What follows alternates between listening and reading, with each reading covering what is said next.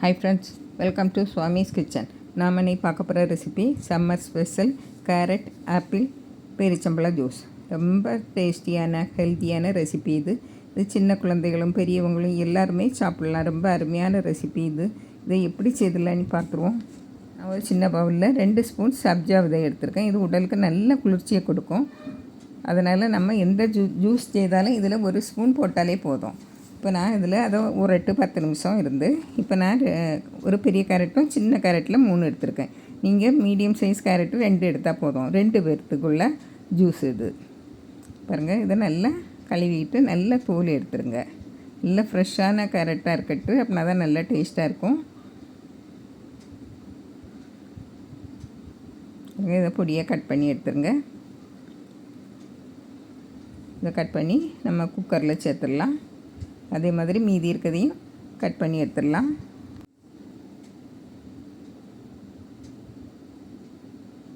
இதில் நான் 6 பேரிச்சம்பழத்தை விதை நீக்கியது பாருங்கள். விதையெல்லாம் எடுத்துக்கிட்டு தான் நான் அதில் போட்டிருக்கேன். உங்களுக்கு 10 வரைக்கும் போடலாம். இனிப்புக்கு தகுந்தவாறு நீங்கள் போடலாம். இந்த நம்ம எதுவுமே சீனி, சர்க்கரை, நாட்டு சர்க்கரை எதுவுமே சேர்க்க போகிறது கிடையாது. அதனால் நீங்கள் பேரிச்சம்பழத்தை கூட்டி குறைச்சி போட்டுக்கலாம். இது மீடியமான இனிப்பில் இருக்கும். இதை இப்போ ஒரு கப்பு தண்ணி விட்டு குக்கரை மூடி ஒரு 4 விசில் வரட்டு. 4 விசில் வந்ததும் நம்ம ஆஃப் பண்ணி ஆவியெல்லாம் போன பிறகு தான் நம்ம திறந்து பார்க்கணும். அப்படின்னா தான் நல்லா கேரட்டை வெந்து போய் இருக்கும். பாருங்கள், நல்லா வெந்திருக்கான்னு பாருங்கள். நல்லா வெந்திருக்கு. போதும். இப்போ நல்லா ஆற வச்சு மிக்ஸி ஜாரில் மாற்றணும். நல்லா ஆறணுன்னா நல்லா ஆறிட்டு மிக்ஸி ஜாரில் எடுத்துகிட்டு மீதி இருக்க தண்ணியும் விட்டுருங்க. விட்டுட்டு 1 கப்பு பால் காய்ச்சி ஆற வச்ச பால், நல்ல கெட்டியான பாலாக விடுங்க. இப்போ கொஞ்சம் ஒரு 4-5 ஐஸ் கட்டிகளையும் போட்டு நல்லா அரைச்சி எடுத்துகிட்டு வந்துடுங்க. நல்லா அரைப்படணும். அப்படின்னு நல்லா அரைப்படலைன்னா ஒரு வடிகட்டியில் நல்லா வடிகட்டி எடுத்துக்கிடுங்க.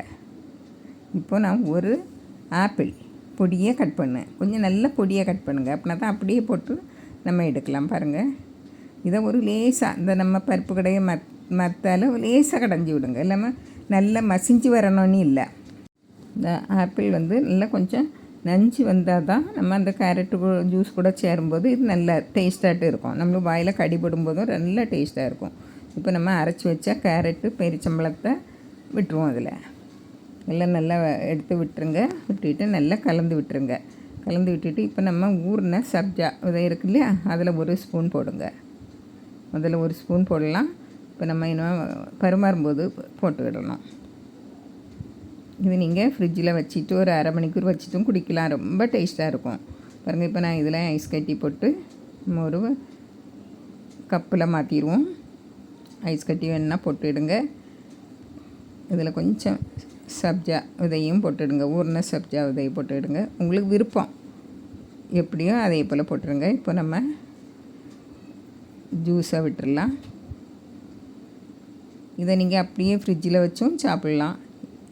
இப்போ நம்ம ஐஸ் கட்டியை மேலே போட்டு இன்னும் கொஞ்சம் குளிராட்டே குடிக்கலாம், குளிர் இல்லாமலும் குடிக்கலாம். மீதி இருக்கிறத நீங்கள் ஃப்ரிட்ஜில் வச்சு ஒரு அரை மணிக்கூர் கழித்து எடுத்து குடித்து பாருங்கள். ரொம்ப அருமையாக இருக்கும். இனிப்புக்கு நீங்கள் கூட 2 பேரிச்சம்பழம் வரைக்கும் போடலாம். வேறு எதுவுமே சேர்க்க தேவையில்லை. இது கூட பாதாம், ஊறின பாதாம் அரைச்சியும் சேர்க்கலாம், முந்திரி பருப்பும் அரைச்சி சேர்க்கலாம். ரொம்ப அருமையான ரெசிபி இது. இதே மாதிரி நீங்களும் செய்து பாருங்கள். பிடிச்சிருந்தால் லைக் பண்ணுங்கள், ஷேர் பண்ணுங்கள், கமெண்ட்ஸ் பண்ணுங்கள். மறக்காமல் சப்ஸ்கிரைப் பண்ணுங்கள். தேங்க்யூ.